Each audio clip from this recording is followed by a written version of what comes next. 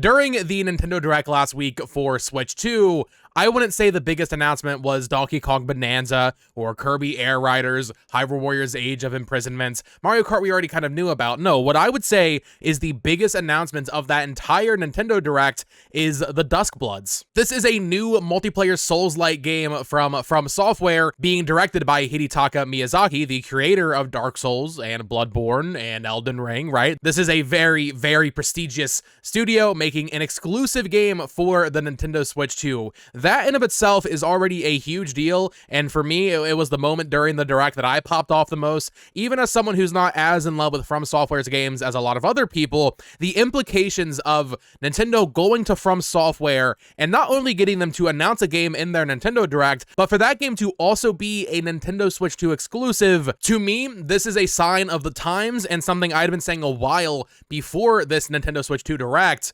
I think people are going to have to get used to Nintendo not only pursuing more third-party exclusives, but also more third-party reveals and content in Nintendo Directs. So that's what we're talking about today. Nintendo's new, seemingly pretty aggressive strategy for third parties on Switch 2. I mean, they come out the gate swinging with a new From Software title, a new IP from them that seems to be a spiritual successor to Bloodborne, being directed by the guy who did Dark Souls. Like, that's a pretty big deal and a pretty aggressive play. Of course, if you are new here and you enjoy Nintendo Switch 2 discussion, theories, content coverage, all that fun stuff, I would appreciate you subscribing. Let's get into it. Alrighty, folks, welcome back to the channel. So yeah, I just wanted to hop on here and talk about Nintendo's third-party strategy for Switch 2, because them going after From Software and getting Miyazaki to develop a new IP exclusively for the Switch 2. Now, we'll have to wait and see if this ends up being a time deal. Is Nintendo actually going to publish this? Some of the details are a little bit up in the air. All we know right now is that it will be, at the very least, exclusive for a while on Switch 2.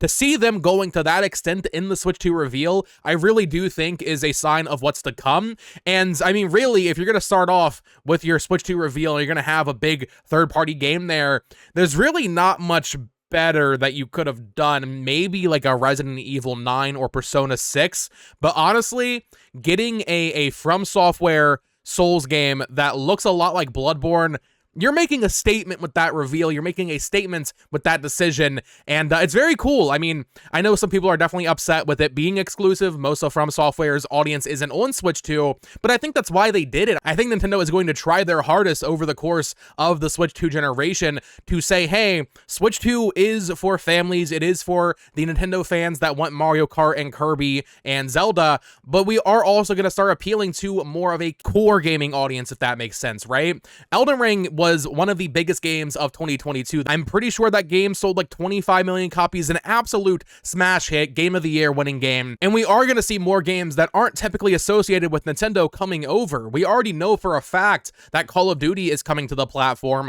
You can make some, logical leaps here. Okay, well, if Call of Duty's coming, maybe we get the next Battlefield. We know Madden's coming. That's a first since the Wii U. We're going to start seeing more and more of these core gamer titles that are known for being on PlayStation and Xbox and PC. We're going to start seeing more of them on the Nintendo Switch 2, and having the Duskbloods in your console reveal, I think, is just such a smart move to immediately, from the reveal of the console, get people thinking, oh, this is a real, a big boy console, so to speak. I know there are definitely From Software fans that are upset it is exclusive. Maybe it ends up coming to PC later. It really depends on if Nintendo is funding it like they funded Bayonetta and Astral Chain. Although in the case of Astral Chain, they own that IP. It seems like From Software does own the Duskbloods. So I would say right now, based on the very limited information we have, the likelihood of this game coming to other platforms is pretty good. It just depends on how long Nintendo wants to keep this thing exclusive, a year, 2 years, 6 months. We'll have to wait and see. There's also definitely a level of disappointment, I think, because it is a multiplayer-focused title.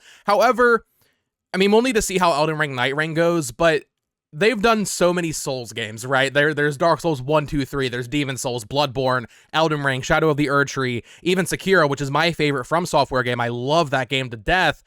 I'm kind of okay with them doing something a little different here. I know it does make Duskbloods kind of feel like a lesser title, but I don't know if that necessarily will be true. We'll have to wait and see how this all plays out. I think when Elden Ring Night Ring comes out at the end of May on PS5 and Series X and PC, that's when we'll get a really good feel of, okay, can From Software make a multiplayer focused game, and how will that deliver? We actually learned from the Creator's Voice kind of interview series they're doing with Miyazaki that apparently Duskbloods started as a Nintendo Switch 1 game, which is very interesting. I think it being multiplayer focused honestly might also be a decision that Nintendo made. If you noticed, there's a lot of multiplayer stuff in that Nintendo Direct. They're really pushing the new C button and the game share and game chats, almost maybe to a detriment of the Direct itself and the content we're getting. We have a few single player, premiere titles coming, but a lot of what they're releasing over the course of the next 18, 24 months is multiplayer focused, and I think that's why Duskbloods is going to be like a big multiplayer game, because they want to get more people subscribed to NSO and get more people using their stupid Nintendo Switch camera while they play the Duskbloods. But yeah, as someone who loves Bloodborne, I think the Duskbloods looks awesome. Very curious to see how the PvPvE aspects all play out.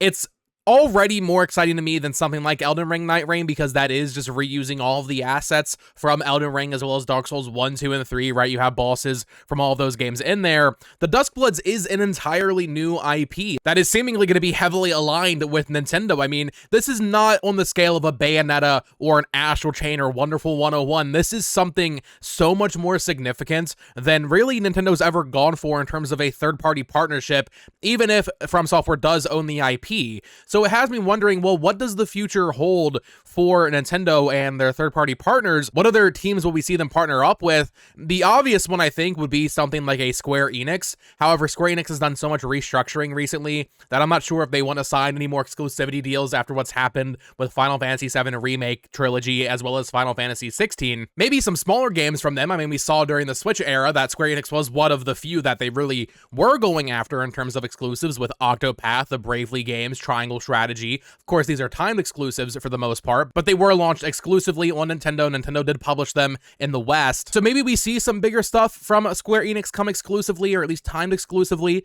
to the Switch 2. I just don't know.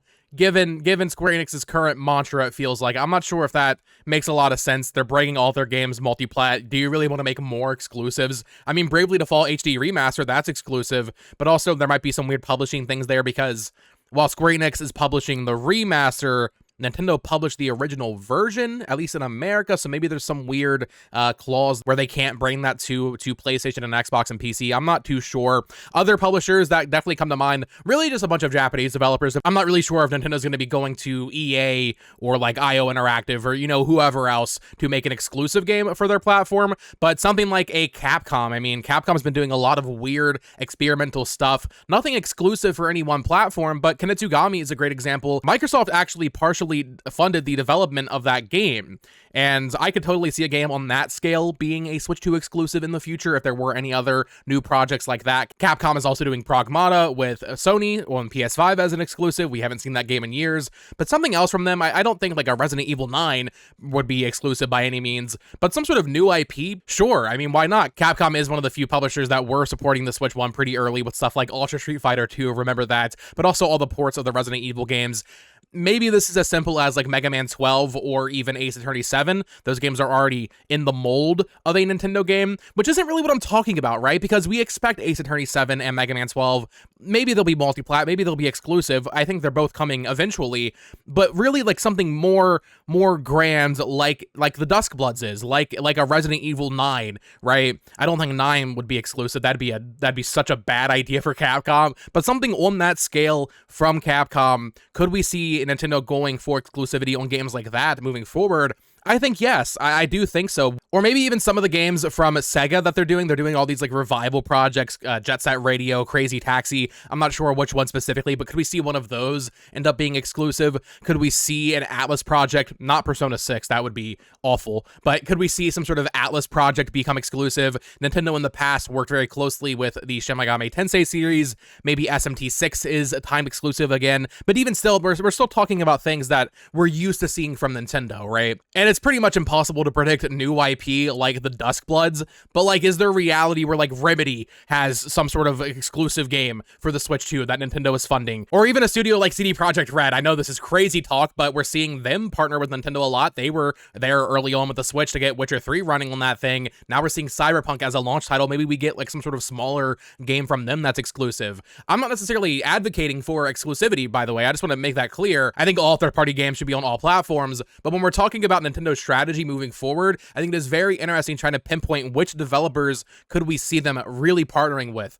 I think a pretty obvious one, another Japanese studio here, but Clover's, the new studio formed by Hideki Kamiya. They've already announced a sequel to Okami, but this is basically the remnants of Platinum, which is funny because Platinum was originally the remnants of Clover, but this is his new studio. Could we see some sort of new IP or even spiritual successor to a game like Beautiful Joe as a Switch 2 exclusive? You know, that's the kind of stuff I think we could see a lot more of this generation, depending on how much Nintendo wants to push it, you know? But I do think they want to push it because it isn't just the Duskbloods already. We have another console exclusive Nintendo Switch 2 game. This one's certainly not as big of a deal, but they went after one of the biggest indie games that you could possibly go after, and Hades 2 is going to launch as a console exclusive. It will come to PC and an Epic Game Store and Steam and everything on the same day, but in terms of console availability, it will only be available on Switch 2, at least at launch. Later on it will come, but still, even on an indie scale, we're seeing Nintendo push and fight for the biggest indies. Hades is a phenomenal game that has sold millions of copies, going after super giants and getting them to launch, even if it is just timed, even if it is just on console. Of course, it will be on PC that same time. I mean, it's already in early access over there. Going after them and getting Hades 2 as a console exclusive is still, even on a more smaller scale, them making a statement and being like, hey, we want third parties on our platform, be that on the biggest tier publisher with a From Software and the Duskbloods, or even on the indie tier with a game like Hades 2. It's all very fascinating to me. Once again, I want to reiterate, I'm not advocating for more exclusives. However, we're seeing a different type of Nintendo. They're making a much more powerful handheld than they've ever made before. We're seeing them go after publisher and developer deals that we haven't seen from them before. It's very interesting to me thinking like, okay, well, if they're going to do that now, what's it going to look like a year from now, 2 years from now? Because in the past, we did see them partnering with Platinum Games and Square Enix on some titles, but nothing anywhere remotely near the level of a Duskbloods. I think this could also open the door for more co-developed projects like we see with Hyrule Warriors from Koei Tecmo, or Fire Emblem Warriors, of course, but could we see more projects like Mario plus Rabbids where Nintendo loans out their IP to some pretty massive developers like for a Zelda game, or maybe a new Star Fox, whatever the case is? I think we're just going to see them partnering with third parties a lot more than we have in the past, because now that the Switch 2 is actually powerful, those third parties are more willing to work with the hardware. It'll be easier to move everything over. I just think we're going to see this a lot more moving forward. And the final thing I wanted to touch on in today's video is just the presence of third-party games in Nintendo showcases. I already see a lot of comments following every single Nintendo Direct that, oh, there was too much third-party games, too many ports, too many remasters from third parties that we don't care about, niche JRPGs, that kind of thing.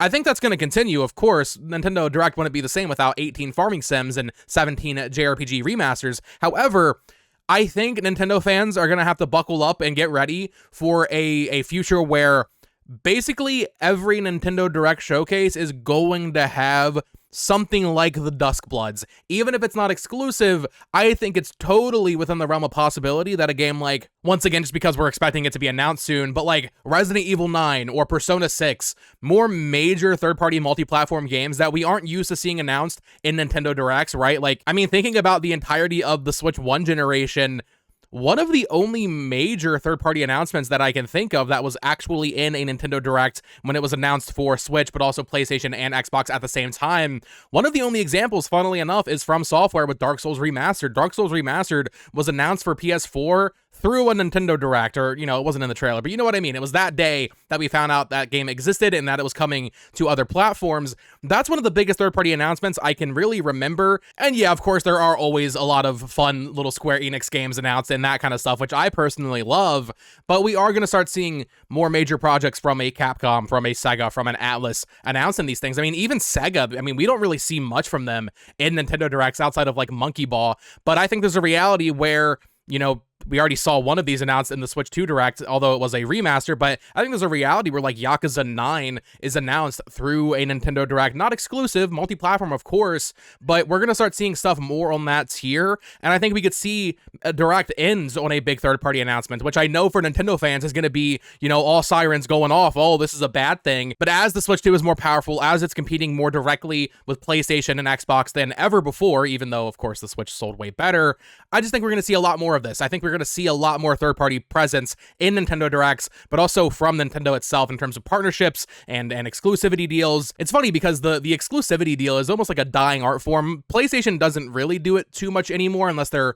signing it on and they're publishing it and they're, you know, actually helping with the development. Like I think Rise of the Ronin is a good example of that. But for Xbox, I mean, they're multi-platform totally now, but I really think of like the early PS4 and Xbox One days as like, okay, there was a lot of exclusivity deals happening there. Of course on 360 as well, but like Rise of the Tomb Raider, remember the stink online when that game was announced as an Xbox One exclusive? It is a very interesting time to be a Nintendo fan. I think their entire corporate view and how they are planning on marketing this console both to Nintendo fans, but also the core gamer that does play Call of Duty. I think we're starting to see a little bit of that with Dusk Bloods, and I think moving forward with basically every Nintendo Direct, that is going to become more and more true. Maybe I'll be wrong, but we're seeing a Nintendo that's talking about frame rates and HDR and 4K resolution. It kind of makes sense that, yeah, we're also going to push more cutting-edge games. I mean, yeah, Dusk Bloods looks maybe a little bit worse than like Elden Ring, so it kind of looks like a PS4 game, but it's still like the highest fidelity game we've ever seen in a Nintendo Direct, right? It's a huge deal that that game was there, and I just find it very interesting as a Nintendo fan who also likes to view it more from like the business angle, like what's the strategy here? How far are they going to go with this? What's their play? What other deals are they going to sign? I would love to hear your thoughts in the comments down below. Do you think Nintendo is going to keep pursuing more exclusivity deals like the Dusk Bloods and like the console exclusivity for Hades 2, or do you think this is a one-time thing for the launch of the console? They just want to come out and make a statement. Maybe this all goes away in a year or so and they don't really keep pursuing it, but I just find that hard to believe given what we saw in that Nintendo Direct. I mean, they were very proud. They were like, here's our final third-party title. We're doing this whole Creator's Voice series where you get interviews from Miyazaki. And even though the announcement has disappointed a bunch of From Software fans, but also people that just aren't interested in a multiplayer Souls-like, Nintendo put that at the end of that third-party block because they knew it was one of the biggest announcements of the Nintendo Direct. And frankly, outside of just seeing more Mario Kart World, I will totally stand by that is a way bigger deal than a game like Kirby Air Riders or even Donkey Kong Bonanza. Getting an exclusive From Software game, my mind still can't really understand like how that even came to be. Like, what elevator pitch happened? Where did they run into Miyazaki? Did Nintendo go to him? Did he go to Nintendo? It's all very, very interesting. So let me know your thoughts in the comments down below. Of course, subscribe here for more Nintendo Switch 2 content coverage, theories, discussion, all that fun stuff. I'm going to try to cover Dusk Bloods. I know it's not like a Nintendo game, but it is an exclusive. I don't know if you all would want to see that, but I will be covering it as we go through and as we start seeing more from the game in the months leading up to launch. Probably next summer, I would say. From Software really been releasing stuff in like the first half to summer months of the year. So I'm going to try to cover it. Of course, you can follow me on Twitter at BoTalksGames. Check out my other channel at It's Amiibo and click on one of these two videos to listen to me ramble about even more Nintendo stuff. Until next time, peace.